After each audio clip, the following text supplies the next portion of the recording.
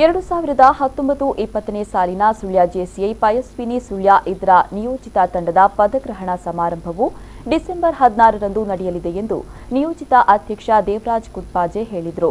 ಅವರು ಸುಳ್ಯದಲ್ಲಿ ಸುದ್ದಿಗೋಷ್ಠಿಯನ್ನು ಉದ್ದೇಶಿಸಿ ಮಾತನಾಡಿ 38 ವರ್ಷಗಳ ಹಿಂದೆ ಸ್ಥಾಪನೆಗೊಂಡ ಜೆಸಿಐ ಸಂಸ್ಥೆ ಸುಳ್ಯದಲ್ಲಿ ಸಾಮಾಜಿಕ, ರಾಜಕೀಯ, ಶೈಕ್ಷಣಿಕವಾಗಿ ಕ್ಷೇತ್ರಗಳ ಮೂಲಕ ವ್ಯಕ್ತಿತ್ವ ವಿಕಸನವನ್ನು ಉದ್ದೀಪನಗೊಳಿಸಿ ತನ್ನದೇ ಆದ ಸಾಧನೆಗಳನ್ನು ಪಯಸ್ವಿನಿ ಜೆಸಿಐ ನೀಡಿದೆ ಅಂತ ಹೇಳಿದರು. ನನ್ನ ನೇತೃತ್ವದ ಸಾರಥ್ಯ ಮತ್ತು ನಮ್ಮ ತಂಡ ಈ ವರ್ಷ ಪದ ಪ್ರದಾನ ಸಮಾರಂಭವನ್ನು ನಾವು 14ಕ್ಕೆ ಆಯೋಜಿಸಿದ್ದೇವೆ. ಈ ಒಂದು ಘಟಕದಲ್ಲಿ ಈ ವರ್ಷ ಮತ್ತೆ ಒಂದು ಗತ ವೈಭವವನ್ನು ನಾವು ಜೆಸಿಗೆ ಮರುಕಳಿಸಬೇಕು.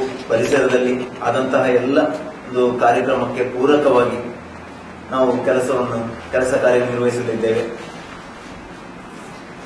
ಗಣ್ಯ ಸಾಧಕರನ್ನು ಮತ್ತೆ ಮುಖ್ಯ ಅತಿಥಿಗಳಾಗಿ ನಾಡಿನ ದಿನ ನಮ್ಮ ಜೊತೆ ಲಕ್ಷ್ಮಣ ಕೈಗದ್ದೆ ಅಧ್ಯಕ್ಷರು ಕರ್ನಾಟಕ ಒಂದು 150ರ ಅಂದಾಜು ಜನ ಏರ್ಪಡಿಸಿದ್ದೇವೆ.